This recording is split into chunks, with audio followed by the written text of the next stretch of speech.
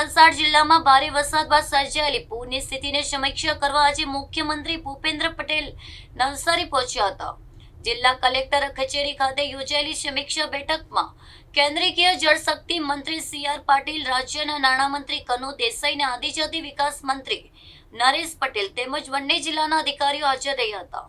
બેઠકમાં ભારે વરસાદ અને પૂરના કારણે થયેલા નુકસાનની વિસ્તૃત સમીક્ષા કરવામાં આવી હતી।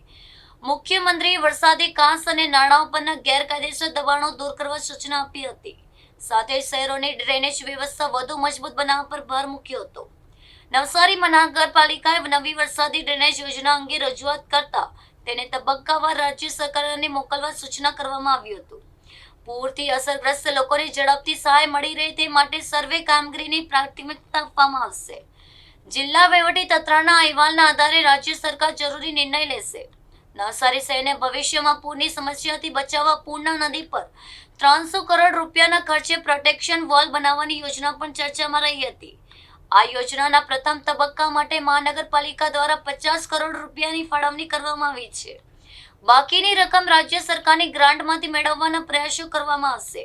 મુખ્યમંત્રી અધિકારીઓને રાહત અને પૂર્વંસરની કામગીરી ઝડપથી પૂર્ણ કરવાની સૂચના આપી હતી। પાછલા દિનોમાં જે ખાસ કરીને દક્ષિણ ગુજરાતમાં અતિ ભારે વરસાદ પડ્યો એના કારણે સુરત, નવસારી અને વલસાડમાં નીચાણવાળા વિસ્તારોમાં પાણી ભરાઈ ગયા અને ફ્લડ જેવી સ્થિતિ આવી।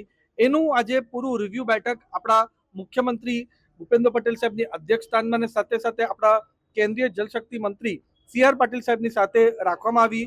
આના અંદર સુરત, એના પછી નવસારી અને વલસાડનું એકદમ વિગતવાર જાણકારી અને રિવ્યુ લીધી। અમારા બધા જ ધારાસભ્યશ્રીઓ, જિલ્લા પંચાયતના પ્રમુખો અને પછી અધિકારીઓ સાથે ડિટેલમાં કઈ રીતની રાહતની કામગીરી થઈ ને આગળના દિવસમાં આપણે ફ્લડ રોકાઈ શકાય એના માટે કયા કયા આયોજન કરી શકાય એના માટે સીએમ સાહેબે વિગતવાર જાણકારી પણ લીધી અને એમણે આશ્વાસન પણ આપ્યું છે કે આ ત્રણેય જિલ્લામાંથી જે પણ જરૂરિયાત હોય રાજ્ય સરકાર તરફથી કે કેન્દ્ર સરકાર તરફથી બધી જ પૂરી પાડવા માટે આપણી રાજ્ય સરકાર અને કેન્દ્ર સરકાર પૂરી રીતે કટિબદ્ધ છે।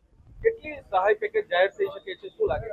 જી, જે આપણા જેટલા દક્ષિણ ગુજરાતની અંદર અતિ ભારે વરસાદ પડ્યો એના કારણે જે વિસ્તારમાં નુકસાન થયું છે એની પણ અમે જાણકારી આપી છે અને મુખ્યમંત્રીશ્રીએ ખાસ અમને કહ્યું છે કે આનું પૂરું ડિટેલ રિવ્યુ લઈને જેટલું રાહતનું પેકેજ કેટલું ડિક્લેર કરી શકે અને સારામાં સારું વધારેમાં વધારે જેનાથી લોકોને તરત સહાય મળે એ રીતનું આયોજન અમારી રાજ્ય સરકાર કરી। નવસારી અને વલસાડ આ બંને જિલ્લાની જે તાજેતરમાં 2-3 દિવસમાં જે વધુ વરસાદ થયો છે એની સ્થિતિ જાણવા માટે પોતે મુખ્યમંત્રીશ્રીએ નવસારીમાં આવ્યા। બંને જિલ્લાના અધિકારી અને પદાધિકારીઓ સાથે પણ ચર્ચા થઈ। પૂર્ણા, અંબિકા, ઔરંગા, વલસાડની ઔરંગા, તાન, માન જે બધી મોટી નદીઓ છે એ નદીઓમાં ઉપરવાસ વરસાદ હોવાના કારણે પણ નીચે નુકસાન થતું હોય છે। પણ આ વખતે બંને જિલ્લાઓમાં નવસારીમાં તો 15 ઇંચથી પણ વધારે વરસાદ, એના કારણે પૂર્ણા નદીના કિનારાઓ અને ખાસ કરીને નીચાણના વિસ્તારોમાં જે ફ્લડની જે મુસીબતો ઊભી થઈ છે એ જાણવા માટે ખુદ મુખ્યમંત્રી આવેલા હતા। આવનારા દિવસોમાં ચોક્કસ રીતે પૂર્ણા નદી છે, અંબિકા નદી છે, જ્યાં જ્યાં પ્રોટેક્શન વોલ બનાવવી પડે, પાળાઓ બનાવવા પડે, જ્યાં ગેબિયનની વ્યવસ્થાઓ કરવી પડે એ ચોક્કસ રીતે કરવા માટે એમણે હા પાડી છે।